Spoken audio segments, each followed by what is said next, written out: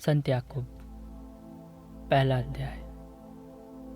यह पत्र ईश्वर और प्रभु ईसा मसीह के सेवक याकूब की ओर से है। संसार भर में बिखरे हुए 12 वंशों को नमस्कार। भाइयों, जब आप लोगों को अनेक प्रकार की विपत्तियों का सामना करना पड़े तो अपने को धन्य समझिए।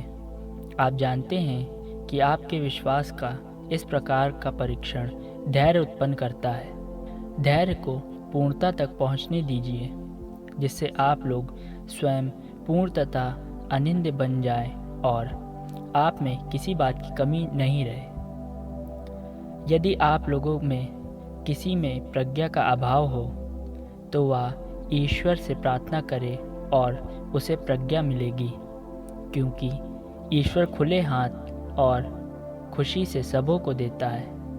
किंतु उसे विश्वास के साथ और संदेह किए बिना प्रार्थना करनी चाहिए, क्योंकि जो संदेह करता है वह समुद्र की लहरों के सदृश है, जो हवा से इधर उधर उछाली जाती है।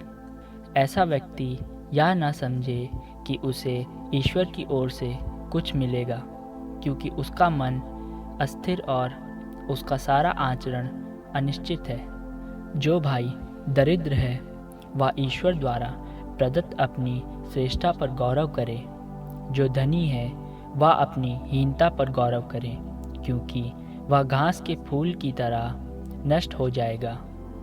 जब सूर्य उगता है और लू चलने लगती है तो घास मुरझाती है, फूल झड़ता है और उसकी कांति नष्ट हो जाती है।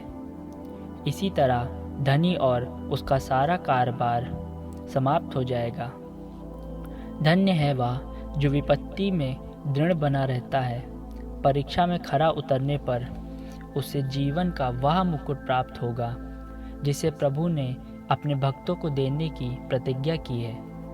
प्रलोभन में पड़ा हुआ कोई भी व्यक्ति यह न समझे कि ईश्वर मुझे प्रलोभन देता है। ईश्वर ना तो बुराई के प्रलोभन में पड़ सकता और न किसी को प्रलोभन देता है। जो प्रलोभन में पड़ता है वह अपनी ही वासना द्वारा खींचा और बहकाया जाता है। वासना के गर्भ से पाप का जन्म होता है और पाप विकसित होकर मृत्यु को जन्म देता है। प्रिय भाइयों, आप गलती ना करें। सभी उत्तम दान और सभी पूर्ण वरदान ऊपर के हैं और नक्षत्रों के उस सृष्टिकर्ता के यहाँ से उतरते हैं, जिसमें ना कोई परिवर्तन है और ना परिक्रमा के कारण कोई अंधकार। उसने अपनी ही इच्छा से सत्य की शिक्षा द्वारा हमको जीवन प्रदान किया, जिससे हम एक प्रकार से उसकी सृष्टि में प्रथम फल बने।